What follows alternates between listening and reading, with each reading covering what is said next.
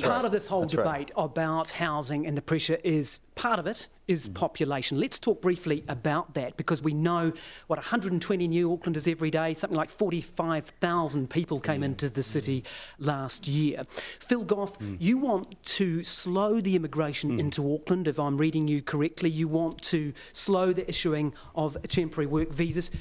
In short, you believe there's too much immigration into Auckland? I think that the rate of growth of population into Auckland exceeds our capacity to deal with that in terms of providing housing and decent transport systems. I was looking at the figures last night, immigration figures, 209,000 temporary work visas issued last year.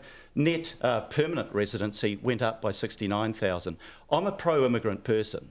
I think immigration brings energy and talent and skills to New Zealand. But you want less of it. You've got to temper it until the infrastructure can catch up. But you want less of it. I want less of it until the infrastructure's in place. My challenge to government is this: either slow the immigration or give us the resources to match the infrastructure needs of that growth. So look, in 2010, Phil's challenge to government was, we've got a cake tin of people leaving New Zealand and get immigration up and fix it. These are cycles, and you can't actually control every aspect of the cycle. No, you can't.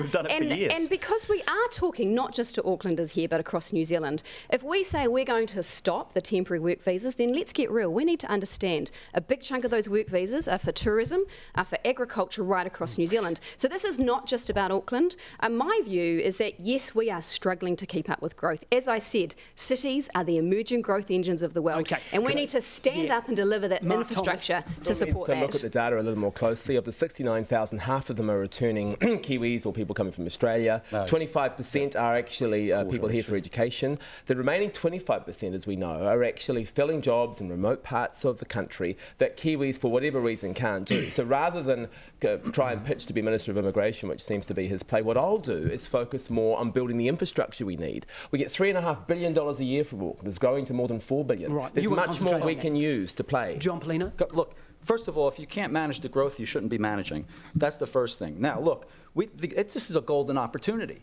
We have a population growth. This is a golden opportunity. Do you know that 300,000 people in 10 years will bring us $12 billion a year in household income?